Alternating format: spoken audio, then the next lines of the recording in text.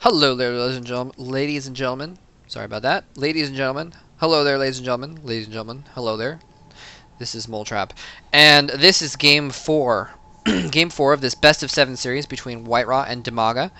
And, so game 1.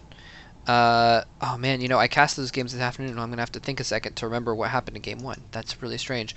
I can remember what happened in game 3 though. Game 3 was on Blistering Sands, and that was an amazing, amazing game. Major comeback by DIMAGA. Whiteraw was all up in his base, force fielding his ramp to keep the Zerglings from running up and killing his army while he killed the main. DIMAGA killed his own rocks to. What's he going to do? Is he going to see? He sees the Nexus. Is he going to go all the way in? Apparently he's just going to run through. He's not going to try and hide his location by running his Overlord back. He's going to come up here and see what he can see at the front. Go and check out what's going on at this pylon. Watch the gateway go up and that kind of thing. Much smaller ramp on this map, by the way, although it looks like he's still probably going to do the same thing with the core here and block it with the Zealot like we see in Whiteraw do pretty much every game. Anyway, so DIMAGA taking game 3. We just saw game 2, which DIMAGA also took. You know, just a long macro game. Actually, whoa. I just remembered that DIMAGA did a Baneling bust on game 1 also. So DIMAGA's up 3-0. Wow, okay. That changes my mind completely about this match. This means that this is do or die for Whiteraw here on game 4. This is you know, has to be won by him. Otherwise, he's going to lose this show match. By the way, again, you know, I'm not doing this officially for them. SC2 Vision.eu did their own cast of this actually. If you want to watch that, actually I don't know where it is. I found it before, but I don't know exactly where it is. Anyway, they were the ones to put on this show match though, so I might as well give them the credit for that. And very exciting series here. Ooh, pylon your expansion. Pool coming down first, and you know, if the Protoss scouts you first, you almost have to put your pool down first actually, because otherwise well, I mean, you can't wait for the hatchery. They're going to block your hatchery almost every time. Anyway, and it's kind of a common reaction as well by putting that pool down first if you can't get it down. Anyway, it looks like he's going to take out that pylon pretty quick, though. It's not going to delay that hatch a terrible amount. So there you go. Anyway, so I'm really curious to see what Whiteraw's going to pull out here. He's getting a second gas relatively soon. He's chrono boosting out a lot of probes. So he can make sure and let's see what's he doing. Yeah, no, okay, he's getting the warp gates. Okay, there's that stalker. Yeah, so he's basically doing the same thing that he has been every match.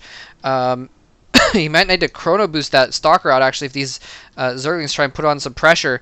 He could attack that gateway, and if the Zealot comes out to hit him, whoa, he's gonna fall back to that gap. Whoa, this is a little bit precarious for Whiteraw. He needs to get that stalker out here pretty quick. I'm really worried about his rally actually. He needs to rally it.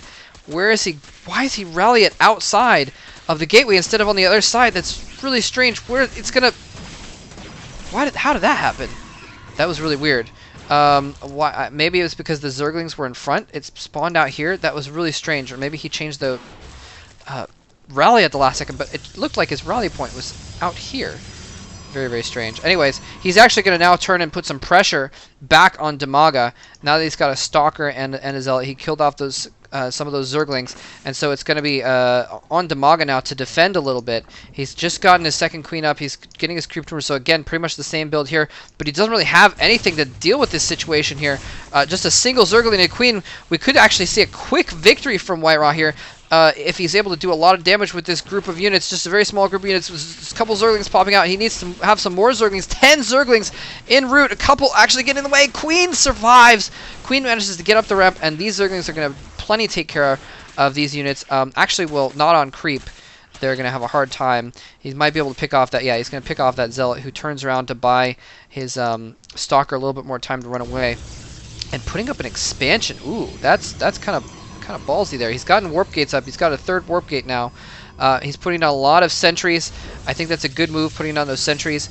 Get them out early. There's not quite enough Zerglings that he needs to, you know, really get some Zealots down to block. So getting those sentries out, they're going to be pretty effective in blocking off the smaller number of Zerglings because I think he knows that DIMAGA has to drone up after that attack. You know, he needs to drone up at that point. Baneling nest going down. Very interesting. Anyway, morphing his lair at the natural expansion as well, by the way, interestingly enough. Possibly to get more hit points out of it. The hatcheries are 1,500 hit points now, but I don't know how much the lairs are, but they're a little bit more. I think they're... well, we'll find out in a moment. Anyway, so yeah, White Raw making those sentries early so that they can save up energy, and then getting the meat troops out afterwards. So there we go. Lair is 2,000. Is that, yeah, 2,000 hit points there, so an extra 500. So that makes a lot of sense because White Raw, you know, put on some pressure in game 3 and almost took out his expansion. If he wanted to, he probably could have taken out the expansion. Instead, he went into the main. But White Raw has been putting on a lot of pressure in all these games, actually. Not a lot, but some pressure, at least in all these games. So makes sense to put that extra HP there just in case. And anyway, so White Raw now has his expansion going.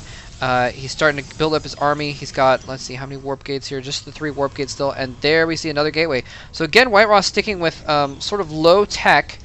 Low tech, where are these banelings? I see banelings morphing. Uh-oh.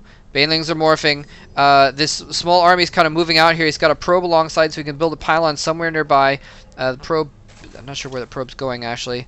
Kind of just chilling in the main there. But DIMAGA has been doing a lot better with the creep tumors this game, so he's got a lot of creep around. Well, a little bit better, I guess I should say. Anyway, lots of creep on the ground. This pylon's going to have to be a little bit far back. Moving with a large army, though. Here comes the banelings and the zerglings coming in from behind. He's already used some of the force fields. Force fields keeping most of those banelings out, but no! They do manage to land, but those force fields are keeping the zerglings from surrounding these units. They're holding off a little bit longer, and the zealots in the gap there holding out, keeping White Raw alive in this series. More zerglings streaming in, though.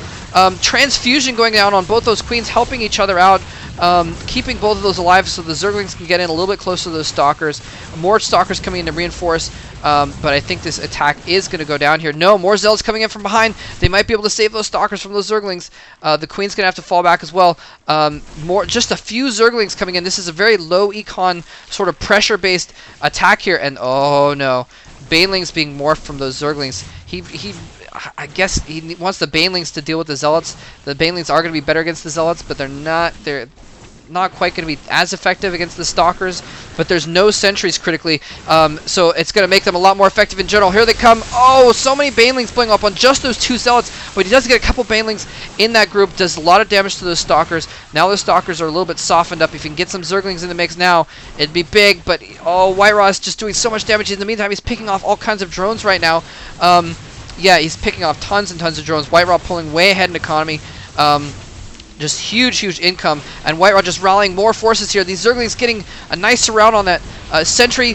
Able to kill these 2 zealots as well. There they go. But it just might not be enough here. These stalkers are just doing so much damage over time that he just hasn't quite been able to kill them off. And look at this. He's just barely... Okay, 18 zerglings are on the way. This is going to be his last hope, is for all those zerglings to pop out and for all of them to dive in at once. And there's GG coming from DIMAGA, who was trying to sneak an extra hatchery over here, by the way. But just too much pressure. Just 5... actually, this one was just morphing in, it looks like. 4 warp gates just constantly rallied. And a really nicely macroed game by White Raw, as I show his full nexuses, actually. But, you know, he had 4 warp gates. That's kind of what... Well, he probably could have supported more. That's why he was getting his 5th up. But still putting a lot of pressure on, and just constantly just shoving units down DIMAGA's throat until he couldn't take it anymore. And that's pretty much what it came down to. So beautifully played, very nice pressure build there, and despite the cool banelings going in there, White Raw takes game 4, so he's still in the series.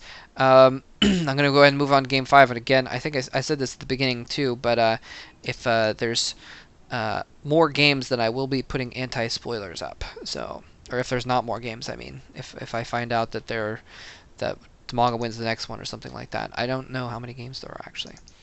I have a suspicion, but I don't know. Anyway, hope you guys enjoyed that game. Thanks very much for watching. Let's go see if White Raw can continue to possibly dig his way out of a 3-0 deficit in this best of 7 show match.